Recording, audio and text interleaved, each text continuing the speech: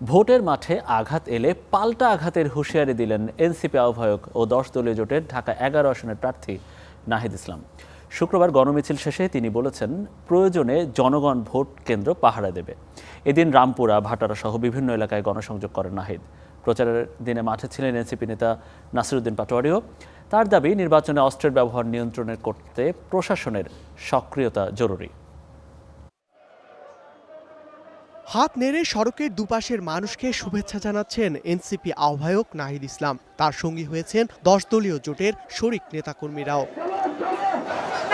ত্রয়োদশ জাতীয় সংসদ নির্বাচনের প্রচারে ঢাকা 11 আসনের প্রার্থী হিসেবে রাজধানীর ভাটারার বাসতলা এলাকা থেকে গণমিছিল শুরু করেন নাহিদ ইসলাম। যোগ দেন তরুণ থেকে বৃদ্ধ, নারী, শিশু সকলেই।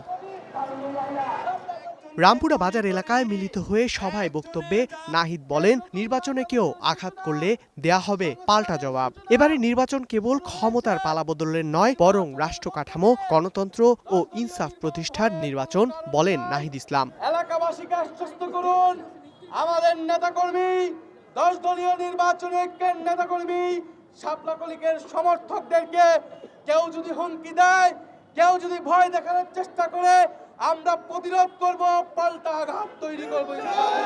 ইস্কাটন গার্ডেন রোডে জুমার নামাজের আগে ভোট চান ঢাকা 8 আসনের প্রার্থী নাসিরুদ্দিন পাটোয়ারি। নামাজ শেষে হ্যাঁ ভোট ও শাপলাকলির লিফলেট বিতরণ করা হয়। গণসংযোগকালে প্রতিদ্বন্দ্বী প্রার্থীর অস্ত্রের মহড়া নিয়ে শঙ্কা প্রকাশ করেন নাসিরুদ্দিন। ওনারা একটু থ্রেট দিচ্ছে যে ওই দিন হলো কেন্দ্রে নাকি তারা কিছু করবে। আমি শুনতে পেয়েছি মির্জা আব্বাসের যে গাড়ি বহর রয়েছে ওইখানে নাকি তার গাড়িতে অনেক লাঠি রয়েছে, আমাকে একজন ইনফর্ম করেছে। তো আমরা বলবো, পুলিশ প্রশাসনকে বলবো, যদি কেউ সন্ত্রাসী কার্যক্রমের জন্য এ ধরনের গাড়িতে লাঠি সোটা নিয়ে, হকি স্টিক নিয়ে ঘোরাফেরা করে, তো আপনারা এটা চেক করবেন তাদের গাড়িগুলা। বিভিন্ন জায়গায় তারা অস্ত্র নিয়ে ঘোরাফেরা করবে। এদিকে নিজ আসনের বিভিন্ন এলাকায় গণসংযোগকালে নির্বাচন পূর্ববর্তী সময়ের লেভেল প্লেইং ফিল্ড নিয়ে অভিযোগ তোলেন ঢাকা 12 আসনের জোটের প্রার্থী ও জামাত নেতা সাইফুল আলম খান মিলন। গণসংযোগকালে নিজ দলের পাশাপাশি দেশের বিভিন্ন প্রান্তে জোট শরিকদের জন্য ভোট চাইছেন প্রার্থীরা। ধ্রুব ইকরামুল, স্টার নিউজ, ঢাকা।